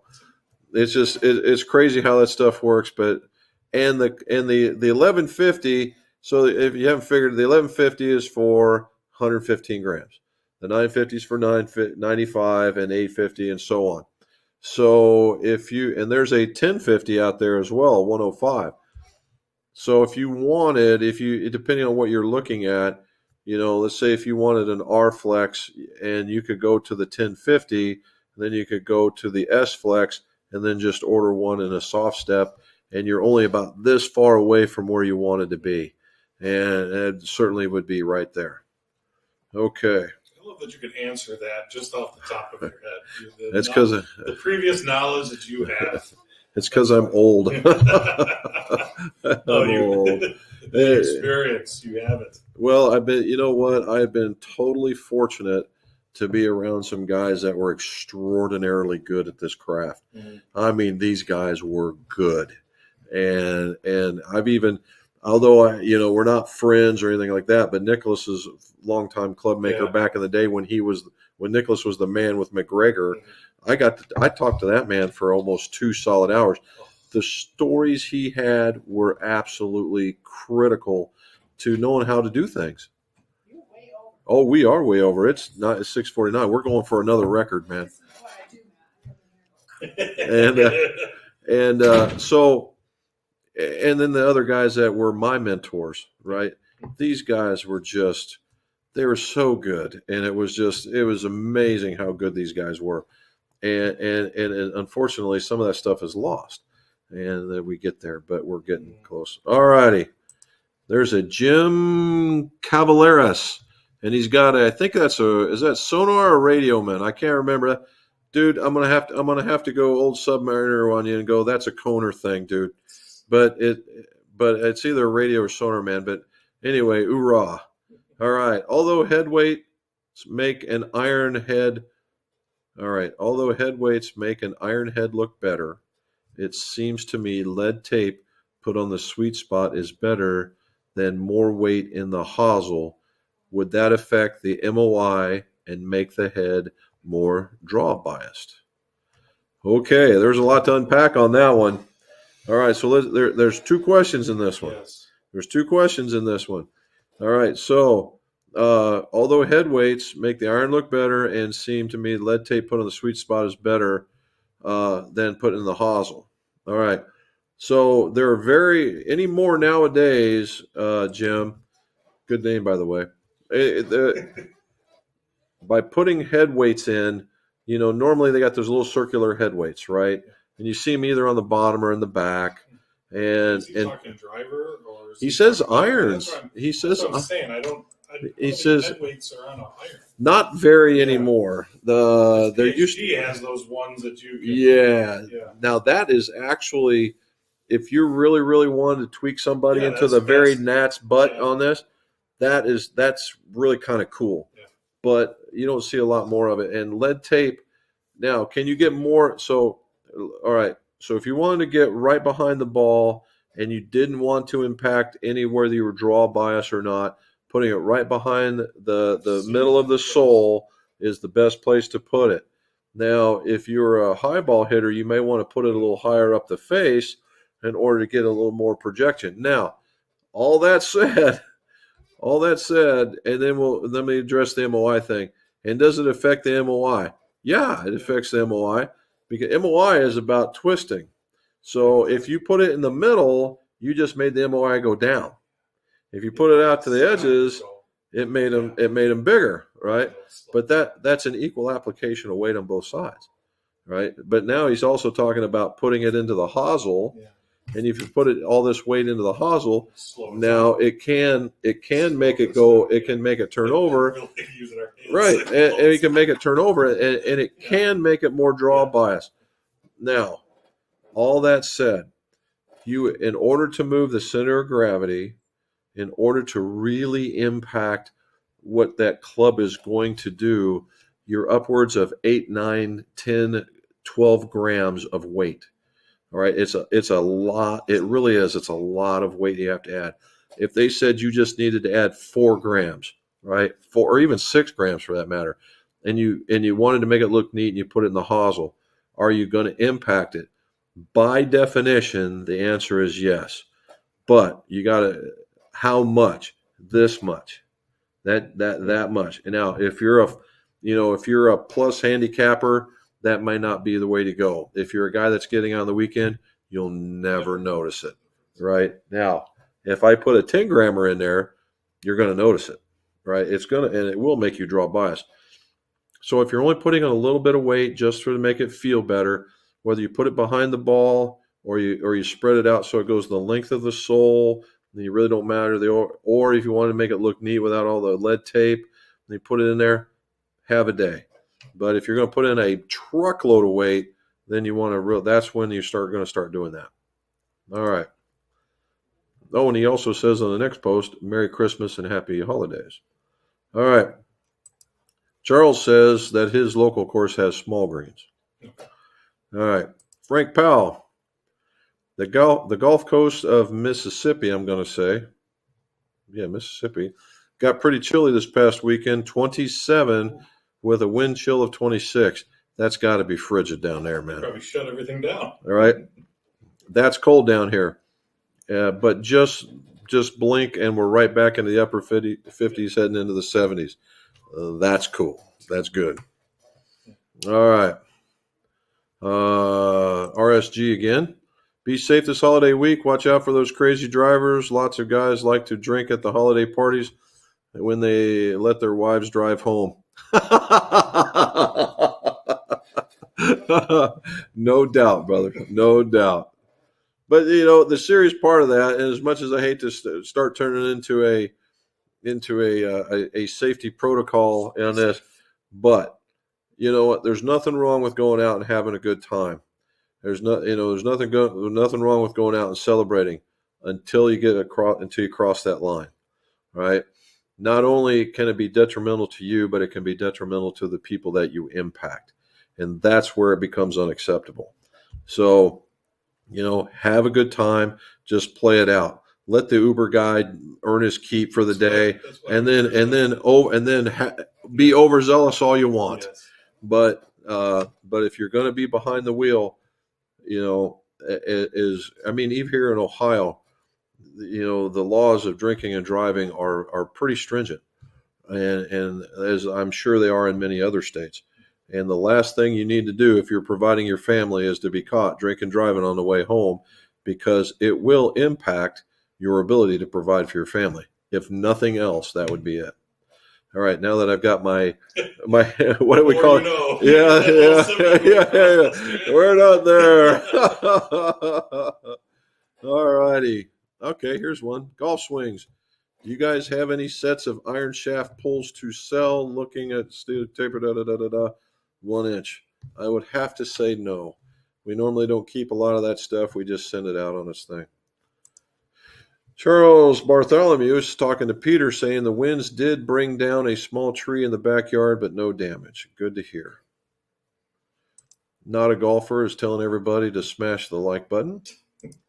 I hit the like button before we got in here, so there you I'm go. in. I didn't post a question, but I'm in. Lee Cheney, that's a new name. All right, Lee Cheney's got his logo on there. There's a deer head with an Alabama hat hanging off to the side. He says, just hope from 18 holes in Florida. Have a great day. Nice. Or just home from 18 holes. There you go. He's very lucky. No very doubt. Lucky. There you go. Oh, past my prime says, where are my manners? Hello, Matt. There you go. There we go. Peter's back. He says, just added the Titleist SM9 wedges, 52, 56, 56, or in 60 with scoring lines. These lines are great. They help you get the club. They help you set the club properly and hit great shots. Allowed me to use the bounce more effective. That's actually a pretty good statement. Now, did your instructor does he talk about that kind of stuff? When we're talking about the 9-iron versus a wedge versus... our conversation was more set up comparatively from a driver standpoint to a setup to a wedge. And his thought process was more of a wedge is that I was like the train track idea is that for me, I have to set up more with my shoulders open with more of a driver in terms of my shoulder lines here, target lines there. Oh, okay. With a wedge, I can go more at it because of that deviation in the club. Okay. Because I asked him, do we do that with the putter? He says, no, with the wedges, how they're designed, you want to put yourself at that hole. Okay. Yeah, and that's why when you were part of my maturation as a player is I've aimed left, I've aimed right, I've aimed at the pin in terms of body alignment, and I've hit it more solid, aiming at the pin there. But when you get longer and longer, the deviation isn't there, like how you were showing them in terms of that. So okay. PZ, he's a buddy from up north. What's up, golf people? Sorry I'm late. I'm sure I missed the good stuff. P.S. My client chose to use the PX LZs. Oh, okay. He called me after last week, and we talked about how his guy. Well, I hope they work out good then. All right. Redemption Clubs or Custom Club says the Ping 410 is a very forgiving driver for pretty cheap. I'd have to agree. Lee Cheney says nice day in Florida. Played 18 with the new T200s. I can't remember. They got 100. Well, the 100s are the players' irons. Yeah, 100s I don't know much about. I played the 982s, but after coming down here, I haven't paid attention to Titleist for a while. So the 100s, I've reshafted quite a few. There's a 100 and a 100S. And one of the two models has just a hint more offset than the other Okay. one. Maybe a hair stronger. And then you got the 300s that are the super forgiving clubs. Mm-hmm. I'm going to assume the T200s are quite possibly like the AP2s used to be. Okay. That was a winter club. That was for Titleist. AP2 was it was a massive hit for those guys. So I'm going to go with that's where that's at. All right. S. Young finally got to join you guys live. Well, thank you for joining. He's in California. Nice. Yep. All right. What's the difference between AMT black and white S300 shafts? You know that one? Nope. So there's three colors. There's white, black, and red. Okay.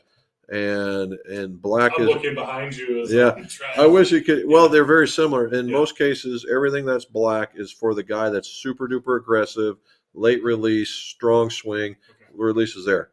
The red is for the guy that's the early releaser, a little bit smoother. Kicks back. So he gets back. And the white is the guy that's in between. If you had the bell curve kind of set up, then you drew your lines, the white would fit most of the golfers, the black would be at one end, and the red would be at the other end. How many of the shaft companies do what Acura does with their family of shafts now? One. Okay. You would think that would be something that they would promote. Yep. Because that was probably the reason why we went with Acura in our choice with the Truly is because I was moving from the hybrids to a fairway wood to a driver and all that. Yep.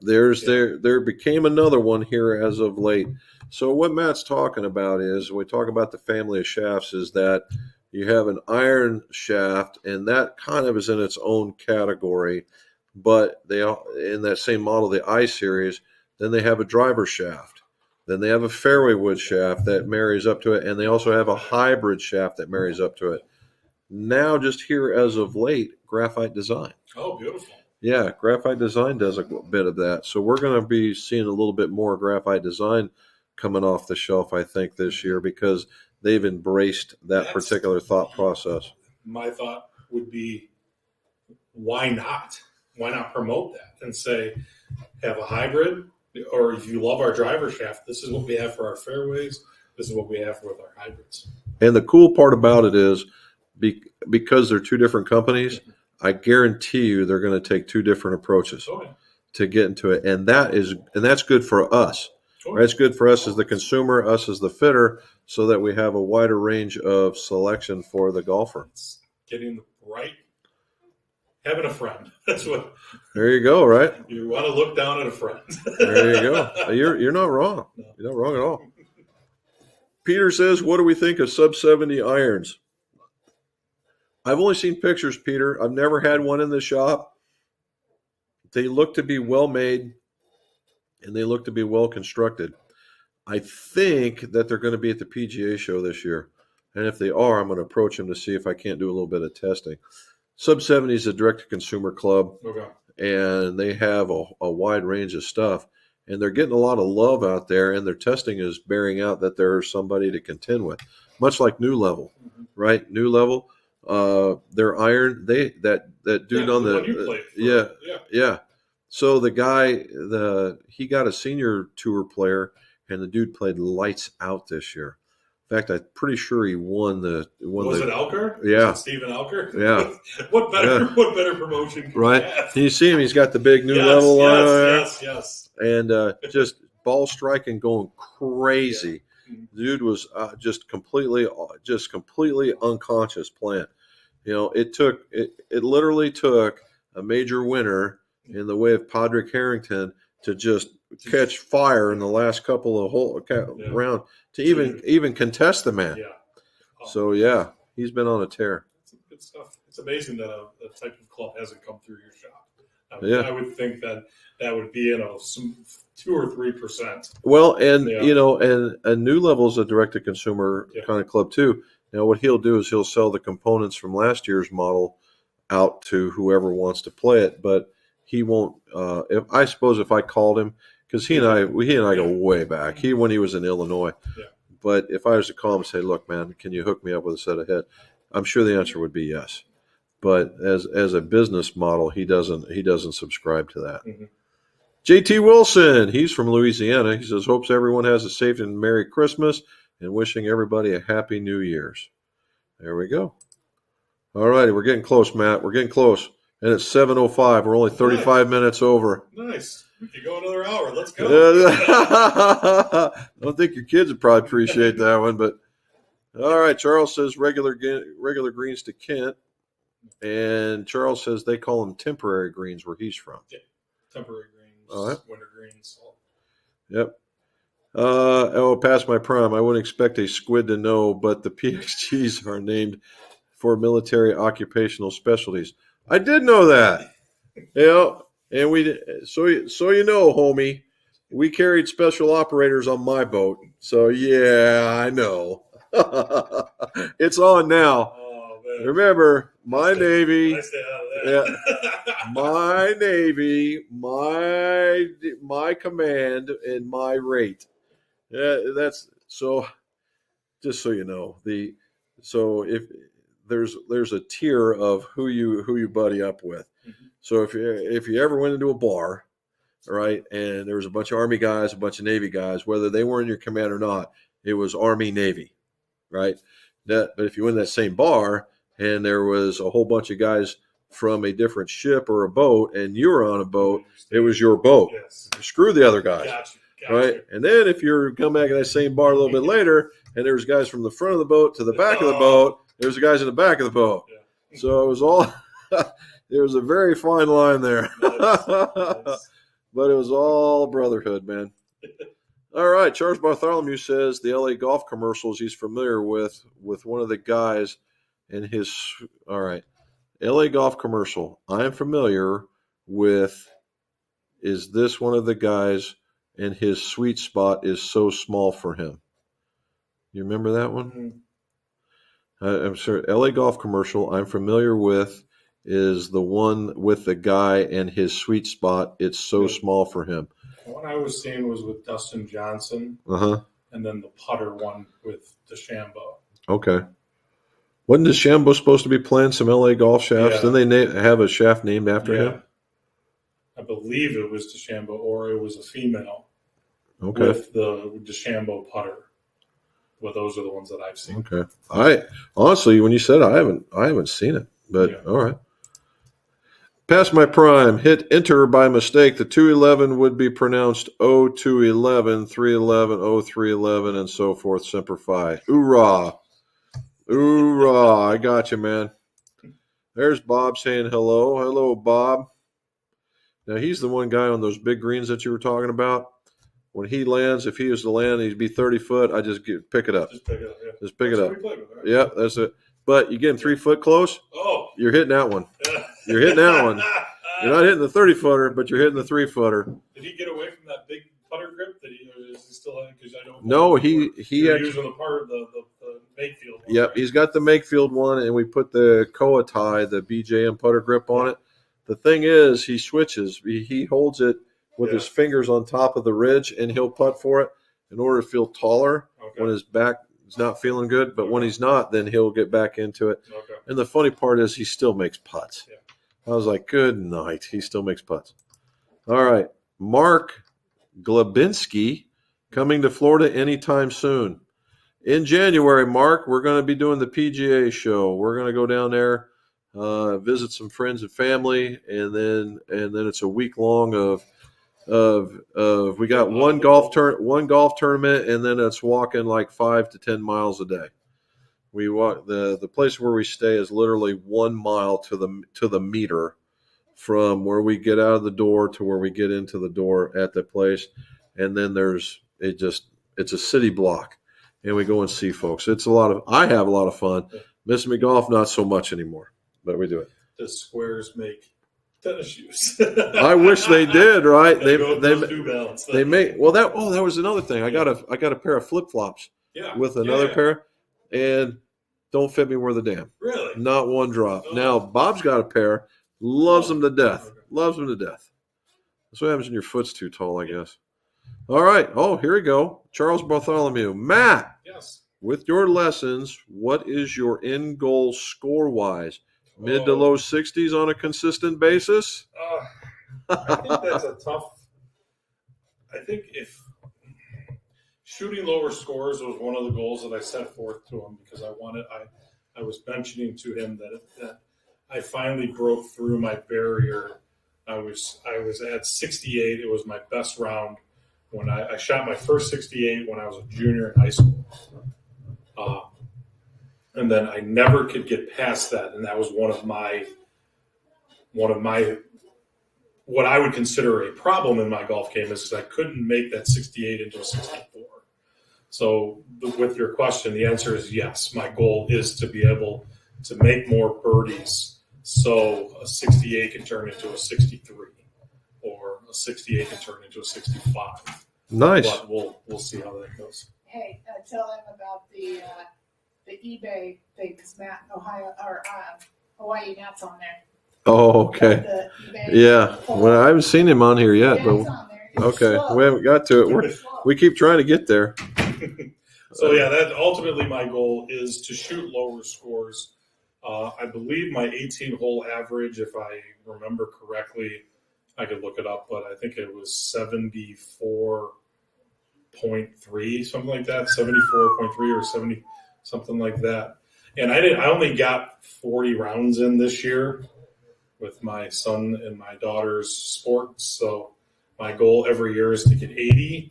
So I'm well low. Oh, yeah. So when I have played well, but my goal is to be able to make that 74 I did shoot a 6. So I'm digressing a little bit, but so I have shot a 66.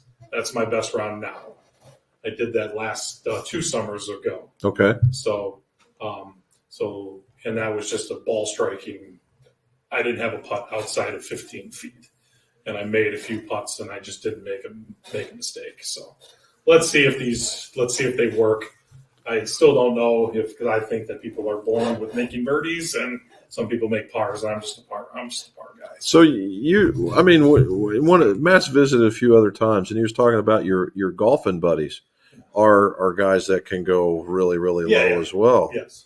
And so if you start doing it like this, they're going to be in trouble. Yeah. So when we play, I'm usually the one that doesn't give strokes. So everybody plays off whatever their handicap is, whether it's a 1, 3, 5, in case there was one buddy who was a +1 and all of that. So I'm usually playing at the 0, and then we play off of that. So Man, yeah. Could you imagine playing in that foursome? Yeah. That would be we all have kids now, monstrously. so I don't know. They would probably say they're 10s and 15s right now. Cheaters. Yeah. Cheaters. Cheaters. Yeah. Yep, not a golfer. It says, click like to support Matt. That's awesome. That's hilarious. Frank Powell says, I played a G425, 5.7, and 9 wood. Found being able to flatten them makes them weapons I can count on. That's what we were just talking about. Awesome. Way easier launched than a 3, 4, or 5 iron. And Frank would be exactly correct. Absolutely correct. That's All right. coming with a person that I still have a 6 hybrid. I'm telling you. Oh, yeah. A 6 hybrid. And he says also getting the right shaft is key. Yeah. Yep. And as we say here, the right shaft is the transmission, not the engine, like you like hearing a lot about. All right. Mark says he lived in Chicago area for 6 years before he moved outside Tampa, and he's still golfing. Yes. I got some most of my family is down in the Tampa region there, Mark, so I understand completely. PZ, everyone's talking about the weather. I'm all about an hour south of your sister. Oh, yeah, you are. And I think it was minus 40 wind chill the other night, and he was out on a skid steer plowing the driveway. Way to go, Marine. Way to go. That's why you have nephews that have plowing companies. There you go. Past my prime says, Matt, did you golf in high school or college or pick it up as an adult? I started to play golf. I was lucky enough that I had a grandparent who played golf. So I started to play when I was in 2nd grade. So me and a really good friend of mine, we started to play. I am still the only person in my family that plays golf. None of my dad does not play golf. My mother does not play golf. I did have a grandfather who got me into the game and all of that. My wife plays occasionally, but I'm still the only one. I played high school golf. I was good enough to play college golf, but I wasn't good enough to travel with the team, if you know how golf works. Like the number 6 man. I was not close, though. That's one of the things that I thought I could walk on very easily and play very easily with the game that I had. And I should have, if they always say as you get older, you say, I wish I could have, should have, and all of that. I wish I was doing what I did now when I was in 5th or 6th grade. Now, it's really hard to tell that to a 5th or 6th grader. Oh, sure. I'm trying to explain to my son, but it's just going through that. So I did play golf in high school and a little in college. Right. It's mostly a recreational thing for me now. Except for when you start getting in the 60s and you start going back in the tournament play. Yes, that's one of the goals, because we do have in the Cleveland area, there's a lot of different stuff that you can play in with probably really, really good players, guys that I played with when I was in high school and all that. Okay. Peter's on here. He says he went to NAS Great Lakes for Naval Officer School in December through March. Too flippin' cold. Well, oorah, Peter. Thank you very much for your service. NAS, I was at Great Lakes as well, and during that same time frame. And, yes, that was the coldest place I've ever been in my entire life. And I'm here to tell you, and I'm not lying, it was minus 85 with the wind chill. It totally froze our car into a big block of ice. I literally had to take a cab to work. And I was like, oh, my. Yeah. And of course, we were E-nothings back in the day. But, yeah, well done, Peter. And the E stands for ensign. Is that what I'm? No, the E for me is enlisted. Okay. For Peter would be an O. Okay. And so there we go. Gotcha. All right. Frank Powell wants to know, do any of you all use a speed training tool in the off season, and do you know which one you like? Yeah. I stretch. So I'm a stretcher. I will stretch as much as I possibly can. I will use weighted like kettlebells to help me stretch in terms of that, especially when you're standing up and trying to stretch down to your toes and all that, and then just getting the hamstrings and everything. But, well, are you still doing the martial art thing? Not as much. I still go twice a week in terms of that, but with the kids' hectic schedule. Oh, geez, I can only imagine. So, but that is one thing that I do miss, because the stretching was happening there, so now I have to do it extra outside of that. But speed training, no. Nothing for me. So as far as speed training tools go, the two that I'm aware of that are really good, number one is the speed sticks. That's the one that's most commercially popular. Now, the other one's called the speed stack. And the speed stack tends to use the speed sticks. There's a series of sticks, and then they use weight at the end of them?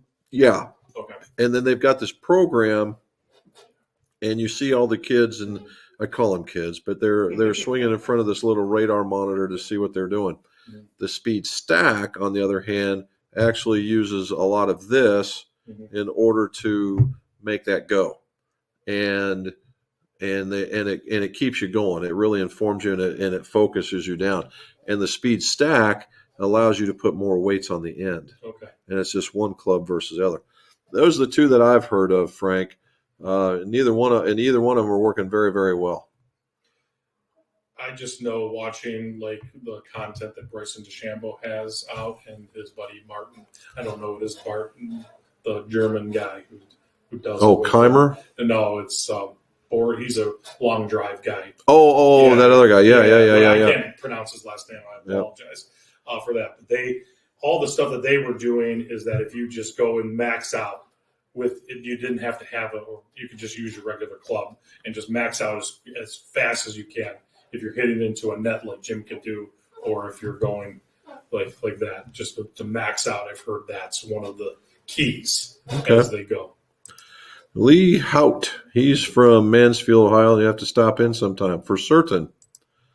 Redemption Club says he uses a thing called the rip stick, and he really likes it. All right. Charles wants to know what your fittings don't come with a barbecue. Unfortunately not, brother. Unfortunately not. Oh, there's the other Matt. He's in Aloha and late arriving. So I was told to tell you a story, Matt. And what it was is Robin was cruising around eBay and found an old McGolf pullover windbreaker on there, saying it was what's the word called when it's not old but it's still vintage. That was it.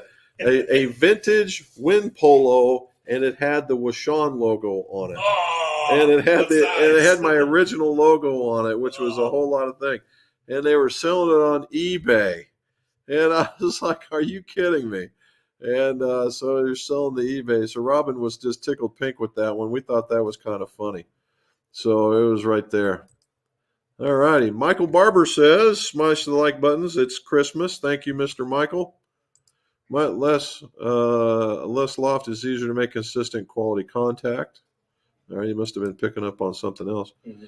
Practice, practice, practice from RSG. Obviously, Matt is not married. Now I get it. He's happy. Well, Matt, RS, he is very much married with his wife right out the other side of the door and 2 kids. Yes. And they're both they're good kids too. Great kids. Bob Zirkle. Hello, Jim and Robin from Indiana. Draw the line at 52 degrees. Now we're talking. All right. Beggars can't be choosers. There you go, right? Let's see. Frank Powell, congratulations on the 30,000. Glad to be part of it. And we are glad too. The other Matt that's in Hawaii says, go with Sean. Charles says 30,000 is outstanding. You deserve it. Thank you, sir. We appreciate it. Now the next milestone is 50. Yeah, we get to 50. I really want to get to 100. I want to get to 100 for nothing more than you see those little silver plaques in the back. That's 100,000. Just to show an old guy can make it. That's the only reason why. All righty. For a niche of this, that's pretty awesome. Yep. Matt laughed out loud. Just outdrove my buddy's newest sweet Titleist, and with my 12-year-old 919 after he said, "Let's try some new technology." I was reading on the My Golf Spy. I was doing research just in my very abundant spare time, which is not a lot. Right. And they were talking about, I believe it was back in 2012. Would that driver have come out in 2012? Probably. So they said that was the most adjustable driver that you could ever buy because of the hosel. Oh yeah. How it bends and everything like that. And that was one of the reasons why I was sold on that outside of the other clubs that we were going with. Cool. Yeah. RSG says, I really enjoy watching. 30,000 viewers is awesome. Congratulations, Jim and Robin. And Bob Zirkle says Yorktown and Muncie. I know exactly where that's at, Bob. All righty. Lee Hout just got some R15s with slider weights. Can't wait to experiment. I typically draw, sometimes hook, once in a while and block it out to the right. Unfortunately, the block is the opposite of the hook when you hold on to it a little bit too much. And so if you have a lot of that, it's probably more path related than anything else. And that can be related to the length. So just keep that in mind. There we go. Cam McAllister Music just threw a $4.99 super sticker at us. So that's awesome. Hope you and Jim Ryan have a great Christmas. Question, here it comes. How scuffed can a ball be before it should go to the island of misfit toys? To me, now, when I had those Mac Daddy wedges. Yep. The ones, not the Jaws, but the generation before. Right. And those scuffed everything up. So all of them, when I would used to play Pro V1s, I would say, if you can't read the Titleist or can't read it, I think it's time to get rid of it. There you go, bud. So, yeah. All right. Diamond Performance, Jim and Rob has received my club. Everything looks great. Can't wait to swing them. Good. I'm glad to hear it, man. Past my prime. The Titleist website has a video explaining the Vokey wedge scoring lines. Okay. There's Cam talking to Mrs. McGolf. Here we go. Oh, Gabdor Radama. I'm sorry, dude. I hope that's right. Gabe here. Any of you plan on attending the show in Florida? And if so, what are you looking forward to in testing? Well, the answer to that is yes, we are going down. And I'm probably going to be more in the putter section and in the short game area than anything else. I'm going to try, and I'm actually going to go look at Cobra's there, but they're not talking right now. I don't know what the deal is with that. Callaway's going to be there, but I don't think they're going to be in too much of a force. They're going to be promoting their Top Tracer stuff because they own the Top Golf League, right? They own all of Top Golf. Oh, really? I didn't know. Oh, yeah. That's a huge moneymaker for them. And Titleist is going to be there. That's why all the Callaway clubs are at. Right. And Mizuno's going to be there. Srixon's going to be there. And I'm going to catch up with some of the designers to see what's going on. I really want to hit the new clubs just to see what they're all about. But we're also looking at some of the tech stuff from FlightScope is adding this new edition that's coming. I can't say too much about it, but when it shows up, it's leveling the playing field, so to speak, and when it's coming to foresight and that kind of stuff. And we're probably going to talk about some accessories and things like that. But yeah, of course, I'm going to try and hit everything I possibly can. But as far as I really want to try the Mizunos out unless they show up before I leave. The Srixon's the same way, and then we'll see who else shows up. I love the new inventor side. They got a new inventor section, and it's all these people coming new to the golf industry, and they're totally 100% amped up about being in there. And they're all like, I want to show you. And their first time. Yes. I got you. And I love going to see them because they're just willing to just tell you everything, and it's great. All right, a couple more here, guys, because we are running an hour over. Holy cow. Just bought a Ventus Blue TR. That's the blue driver shaft, and want to put it into a TaylorMade Stealth 5 wood. Do I need to tip trim it down in that club head, and by how much? Merry Christmas. So, Jeff, I would say yes, you do. There is some tip section on the Ventus, but not a lot. I wouldn't go too crazy with it. The Ventus, I'd have to look up the specs and see what the tip section. If it's got a 3-inch tip section, I'd probably trip it about a half of an inch. If it's got a 6-inch tip section in it, I'd probably for your 5 wood, maybe an inch and a half. Now keep in mind, a TR is no joke, right? It's a pretty strong club, but so I don't know what the tip section is on the TR. That's the reason why I'm saying that. So the shorter the tip section, the very minimal trimming. But if it's 4 to 6 inches, then yeah, maybe an inch to an inch and a half. That's where I would go with it. All righty. David Clegg. Hey, Matt, I just started following you. I play the KZG irons. Matt, should I chip with my set wedge or use a specialty wedge? Peas, I'm a Navy vet too. KZG irons are nice. They're a small one. We carried them for quite a long time. So what he's asking is set wedges, like a sand wedge in the set. Yeah. What would you say? For me, like I said, I did through trial and error and through the lessons that I was taking, went from using my sand wedge, which is not a set sand wedge. It is a created on. I don't even know what the wording would be in terms of the type of sand wedge. It's not a set. It's its own. It's just a regular wedge. Yeah. So yeah, I would say. Is that Sally? Here's your daughter. It's time, man. It's time. So I would say practice with it because, like we talked about with the 7-iron, the faces are going to be a little hotter, a little bit more springier with the set wedges and with the 7 and 8 and 9. So practice is what I would say. If you have a non-set sand wedge, meaning it's a sand wedge that doesn't look like you're set, pick 2 or 3 and just have that repertoire. You can play around with them. put it on the toe up, like how they make it more like a putter, and putting down, putting with loft, that whole idea. But it's just practice. There you go. Now, from a fitter point of view, David, I particularly like the wedges stop around a gap wedge, particularly for just about every average golfer. When you get a little bit more precise, then the 52 becomes more wedge-like and less set-like. And that's at the super low handicap range. And that's because they're manipulating shots, and they're doing things that the average golfer just can't do. And that's where you can get into that specialty wedge. Now, I've seen guys with set wedges just manipulate the crap out of it and can do it very, very well.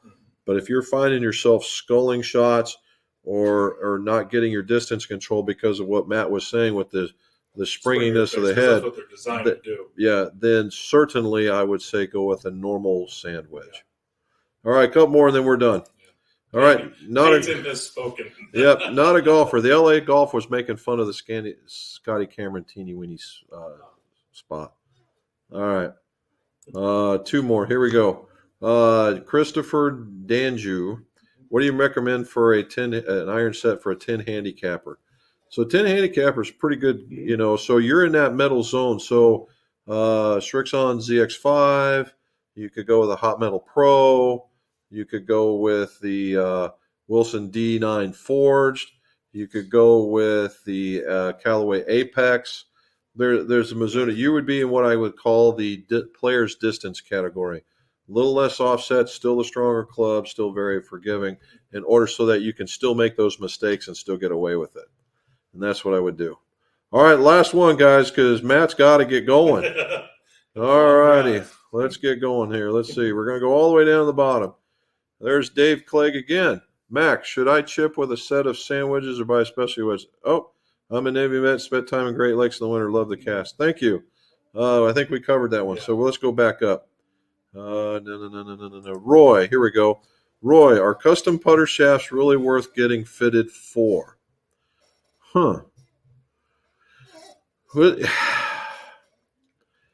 Therein lies the thing. So I wouldn't subscribe necessarily so much as getting fit to a custom putter shaft as to make it as part of the custom fitting and to see whether or not it would work for you, because not all those layouts are the same. I got a BGT in there to test, which is going to be different than a Stroke Lab, which is going to be different than a standard shaft with weight in the back, which is going to be different than the LA Golf, which is going to be different than the Acras and all these different things. So there can be some stuff, but I think it's more about the weight and the stiffness is what I'm coming to the conclusion of now. And so the question is, could you putt better with a custom shaft that was one of these from a traditional putter shaft to one of these newfangled ones? I think the number one thing you want your launch to go to where you want the ball to start on your line. That's if putting is anything, it's starting the ball on your line, right? Which is as elementary as that sounds. You can get up there and you can pull it, you can push it, you can do that and all that.